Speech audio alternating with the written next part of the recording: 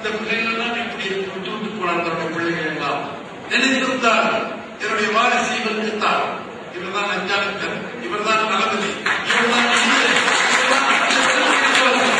பிள்ளைகளை பெருமை பேசிய வருமானம் படிக்காதவர், கட்டுப்பட்டு பிடித்தவர், பண்புள்ளவர், அன்புள்ளவர், யாரையும் பேசுவதற்கு நான் கூட கொஞ்சம் கோபமாக அவர் அமைதியாக பேசக்கூடியவர். அப்பேற்பட்ட பிள்ளை வைத்துக் கொண்டு காக்கப்பட்ட படித்தவர், பார்த்த லட்சமாக இருப்பார்.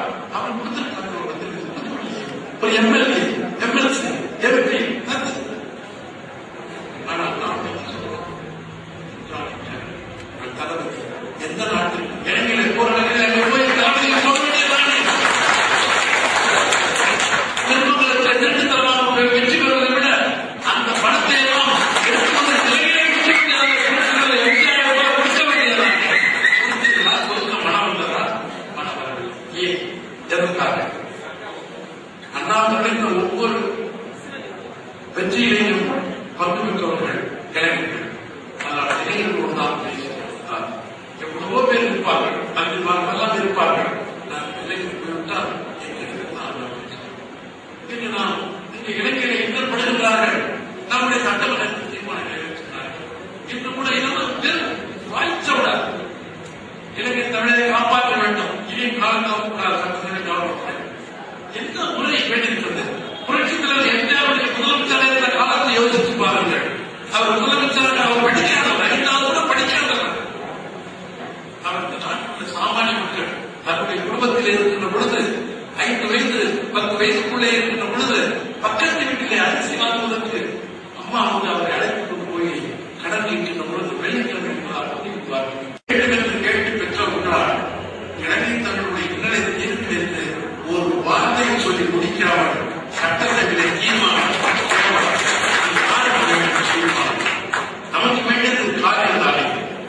அன்றைக்கு மத்தியில் இருக்கின்ற அமைச்சர்கள் ராஜீவ் காந்தி பிரதமராக இருக்கின்ற பொழுது அதற்கு முன்பு வெங்கட்ராமன் அவர்கள் அந்த அமைச்சராக, ஜனாதிபதி அவருடைய ராணுவத்துறை அமைச்சராக இருக்கின்ற பொழுது அவர் பார்த்துக் கொண்டு சும்மா இருக்கிறாரே, தமிழ்நாட்டில் இருந்தால் அவருக்கு புரட்சி வராதா என்றெல்லாம் பேசிய பொழுது இங்கே இருக்கிற ராணுவம் ஹெலிகாப்டரிலே போய் உணவு பொருட்களை போட்டு வவுனியா காட்டிலே பசியோடு பட்டியோடு இருந்த தமிழர்களுக்கு போட்டதா இல்லையா?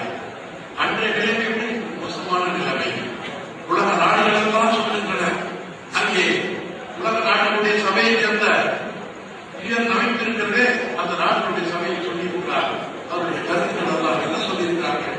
இலங்கையில் நடக்கின்ற இனப்படுகொலை, இலங்கையில் நடக்கின்ற சண்டை, சாமானிய மக்களை, ஏழை எளிய மக்களை, தாய்மார்களை, பெண்களை, குழந்தைகளை, பள்ளிக்கூடம் செல்கின்ற பிள்ளைகளை எல்லாம் நடுக்காட்டிலே இலக்கங்களாக வாழ வைத்திருக்கிறது. அகங்களாக ஆக்கியிருக்கிறது.